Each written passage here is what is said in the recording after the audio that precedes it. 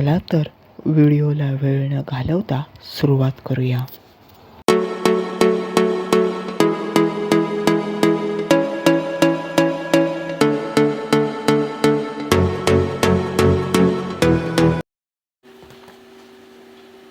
पहिली टीप आहे महत्त्वाची, लोकसंख्या वाढ व स्थलांतर.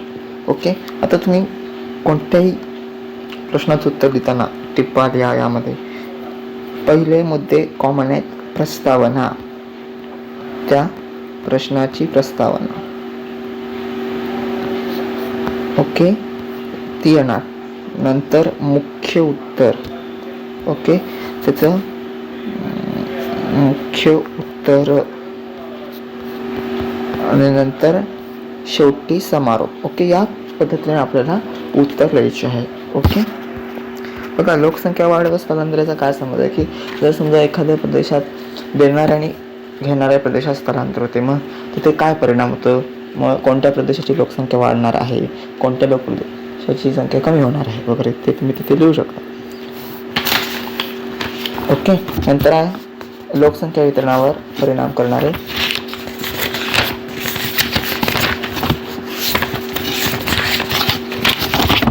प्राकृतिक घटक. ओके, आता बघा लोकसंख्या वितरणावर प्राकृतिक घटक मी सांगितलं तेच प्रस्तावना, मुख्य उत्तर आणि समारोप. या पद्धतीने तुम्ही उत्तर लिहायचं आहे.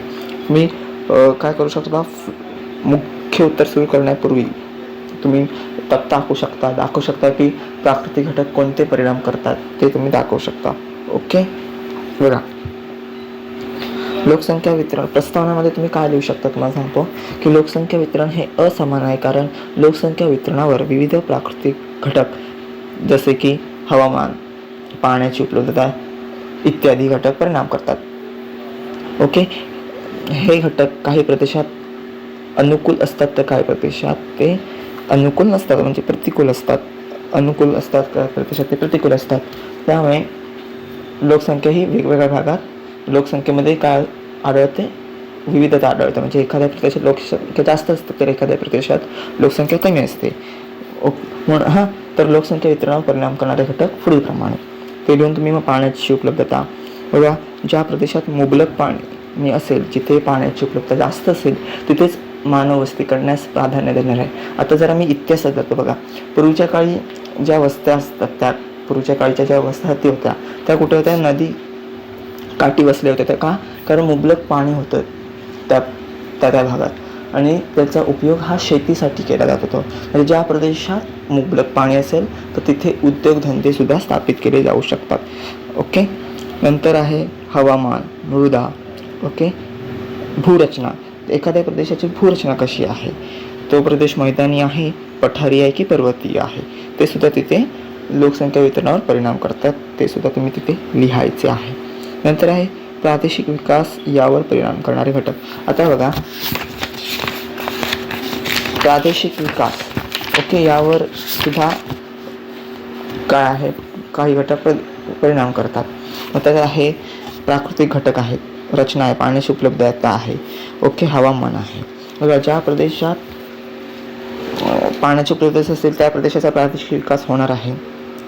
ओके, तसेच लोकसंख्या सुद्धा त्यावर परिणाम करते. तर लोकसंख्या कसं, ज्या प्रदेशात कार्यशील लोकसंख्या असेल तर तो प्रदेश काय होणार आहे, त्याचा प्रादेशिक विकास होणार आहे, तो प्रदेश विकसित असणार आहे.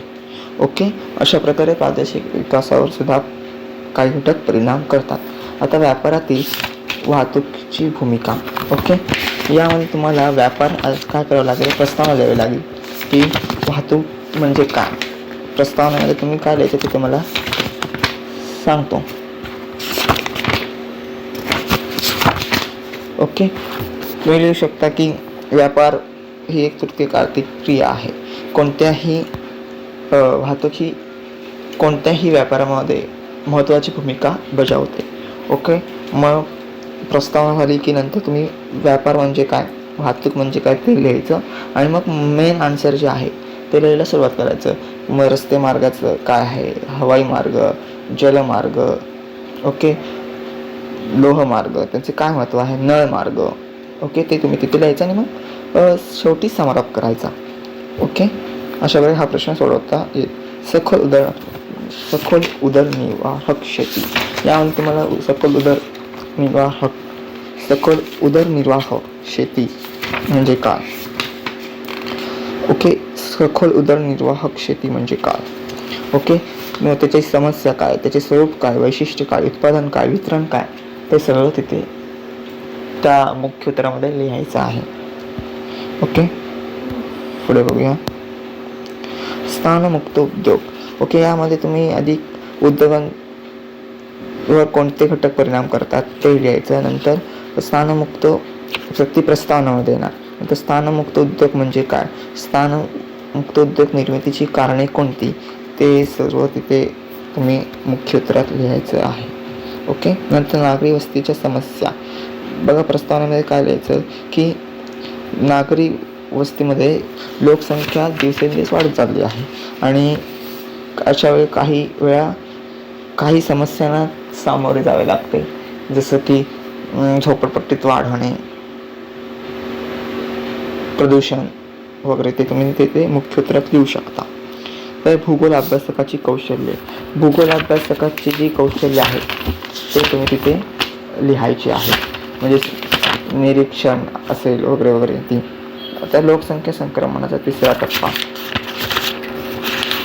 ओके, लोकसंख्या संक्रमण सिद्धांताचा तिसरा टप्पा. प्रस्तावनेमध्ये तुम्ही लोकसंख्या संक्रमण सिद्धांत म्हणजे काय, ओके, त्याचे किती टप्पे आहेत ते तुम्ही तिथे लिहायचं आहे.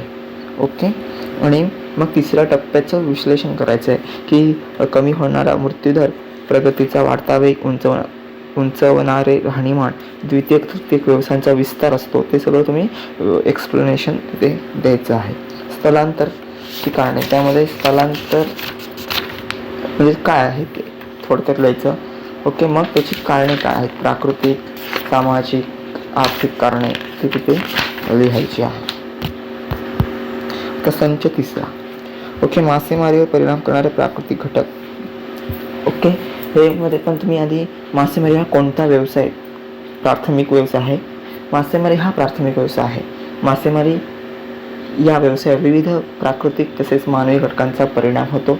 मासेमारीवर परिणाम करणारे प्राकृतिक घटक पुढीलप्रमाणे असं प्रस्तावनेमध्ये लिहायचं आणि मग मुख्य उत्तरास सुरुवात करायची. मग काय, दंतूर किनारा म्हणजे नागमोडी आकाराचा तो किनारा असतो, त्याला दंतूर किनारा असे म्हणतात. मग अजून काय येऊ शकतं की सागरी प्रवाह, ते सुद्धा मासेमारीवर काय करतात, परिणाम करतात. ओके, ते सर्व तिथे लिहायचं. तो मुद्दा आपल्या स्वभाषेत एक्सप्लेन करायचा आणि शेवटी उत्तराचा समारोप करायचा. शिकार व परिसंस्थेचा ऱ्हास. यामध्ये सुद्धा शिकार म्हणजे काय, ओके, शिकार हा प्राथमिक व्यवसाय आहे, बरोबर. मग शिकार आणि परिसंस्थेचा, शिकार केल्यामुळे परिसंस्थेचा ऱ्हास का होतो ते तिथे तुम्ही लिहायचे आहे. ओके, नंतर आहे प्राथमिक आर्थिक व्यवसायांची वैशिष्ट्ये. ओके, यामध्ये तुम्हाला प्राथमिक व्यवसाय म्हणजे काय, ते कशावर अवलंबून असतात. प्राथमिक व्यवसाय पूर्णतः निसर्गावर अवलंबून असतात. ओके, या प्राथमिक व्यवसायांची वैशिष्ट्ये पुढीलप्रमाणे सविस्तर. मग लिहिलं की त्याचे पूर्णतः काय, प्राथमिक व्यवसायामध्ये काय त्याची वैशिष्ट्ये काय, ती तिथे लिहायची. ओके, म्हणजे काय तर मानवाची अन्नाची मूळ गरज भागते, ते सर्व खंडात केले जातात, सर्व ते तिथे लिहायचं. प्रस्तावना जरा 4-5 ओळीत लिहिली तरी चालेल. ओके, म्हणजे आपण प्राथमिक आर्थिक क्रिया किंवा इतर क्रिया का करतो. ओके, मग त्यात तुम्ही आधी त्याचे अर्थ व स्वरूप काय आहे, त्याची व्याप्ती काय आहे, त्या व्यवसायाचा मुख्य उद्देश काय, इंटेन्शन काय आहे, व्यवसायाचा तो विस्तार किती आहे, त्यावर परिणाम करणारे घटक कोणते आहेत, तंत्रज्ञान व्यापारातील विषमता काय आहेत, मूलभूत अत्यावश्यक व्यवसाय कोणते आहेत, तिथे हे मुद्दे आले की त्या मुद्द्यानुसार हे एक्सप्लेन करायचं. ओके, नंतर उद्योगातील वाहतुकीची भूमिका. तिथे असं काय की वाहतूक ही तृतीयक आर्थिक क्रिया आहे, ती वाहतूक ही उद्योगात सुद्धा महत्त्वपूर्ण भूमिका बजावत असते. म्हणून उद्योगात वाहतुकीची भूमिका पुढील मुद्द्याने स्पष्ट करता येते. मग त्यात उद्योग म्हणजे काय, वाहतूक म्हणजे काय ते लिहिलं की उद्योगातील वाहतुकीची भूमिका पुढील प्रमाणे. एक काय, मग रस्ते मार्ग, लोहमार्ग, जलमार्ग, हवाई मार्ग. हवाई मार्गामध्ये काय नाशवंत वस्तू वगैरे त्यांची वाहतूक केली जाते वगैरे ते सगळं तुम्ही तिथे लिहून शेवटी समारोप. त्या लोकसंक्रमण सिद्धांताचे टप्पे. प्रस्तावनामध्ये लोकसंख्या संक्रमण सिद्धांत म्हणजे काय ते येणार, त्याचे टप्पे येणार, त्याचे एकूण 5 टप्पे आहेत. ओके, हे टप्पे पुढीलप्रमाणे सविस्तर. व पहिला टप्पा, नंतर दुसरा टप्पा, तिसरा टप्पा, चौथा टप्पा. मग त्यात काय तिसऱ्या टप्प्याची काही वैशिष्ट्य म्हणजे तृतीयक व चतुर्थक व्यवसायांचा विस्तार झाला असतो ते तुम्ही तिथे लिहू शकता. ओके, पुढे पाहूया शेवटचा संच. लोकसंख्या वितरणावर परिणाम करणारे मानवी घटक. बघा, प्रस्तावना मी मगाशी सांगितली तीच येणार की लोकसंख्या वितरण हे असमान आहे. लोकसंख्या वितरणावर विविध प्राकृतिक जसे की हवामान, पाणी, मृदा इत्यादी घटक परिणाम करतात. त्याचप्रमाणे मानवी घटक सुद्धा लोकसंख्या वितरणावर परिणाम करतात. हे घटक पृथ्वीवर समान प्रमाणात वितरित झालेले नसतात. म्हणजे त्यात एखाद्या कोणत्याही प्रदेशात एक विविधता आढळते. ओके, ते तुम्ही तिथे लिहू शकता आणि मग एक्सप्लेन करायचे. वाहतूक, जर एखाद्या प्रदेशात ये जा करणे सुलभ असेल तर अशा प्रदेशात लोकसंख्या ही वाढलेली दिसते किंवा लोकसंख्या दाट असते. आणि एखाद्या प्रदेशात वाहतुकीच्या सोयीचा विकास झाला नसेल तर तिथे लोकसंख्या ही कमी असते. मग खाणकाम, शेती आहे, नागरिकीकरण आहे, शासकीय राजकीय धोरण आहेत. शासकीय व राजकीय धोरणांचा सुद्धा लोकसंख्या वितरणावर परिणाम होतो. ओके, आता तो कसा होतो तर बघा,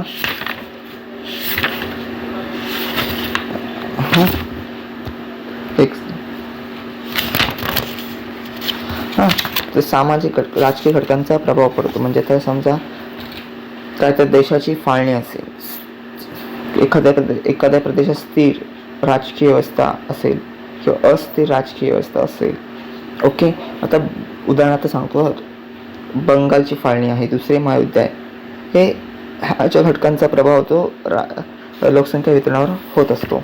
मग त्यात राजकीय अस्थिरतामध्ये काय असेल, दंगे असतील, स्थलांतर असेल, ते सगळं.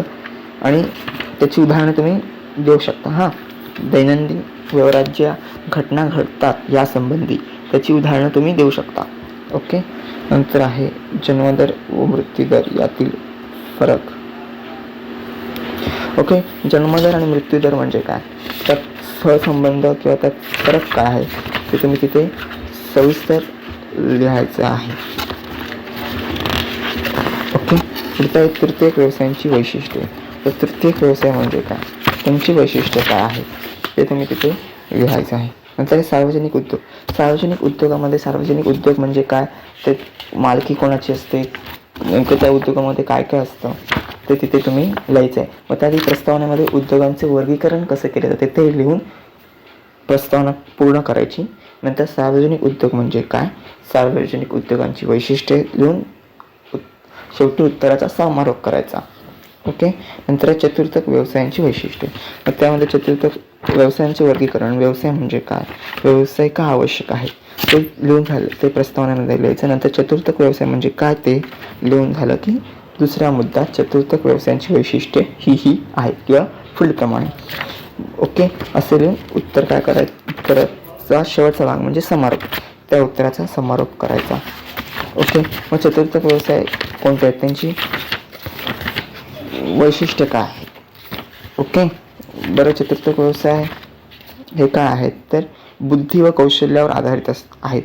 ओके, मग ते वैयक्तिक स्तरावर आहे आणि या व्यवसायांचा विस्तार अनेक क्षेत्रात होत आहे. म्हणजे आता चतुर्थक व्यवसायांचा विस्तार बघा, डॉक्टर, अभियंता, वकील, संधी, लेखापाल, कुशल तंत्रज्ञ, कलाकार, साहित्यिक, शिक्षक, प्राध्यापक यांचा या व्यवसायात समावेश होतोय. ओके, हे तुम्ही अशी एकूण 5-6 वैशिष्ट्ये जरी लिहिली तरी तुम्हाला मार्क मिळतात. ओके, पुढील व्हिडिओमध्ये आपण महत्त्वाचे फरक स्पष्ट करा. त्यानंतर व्हिडिओमध्ये आपण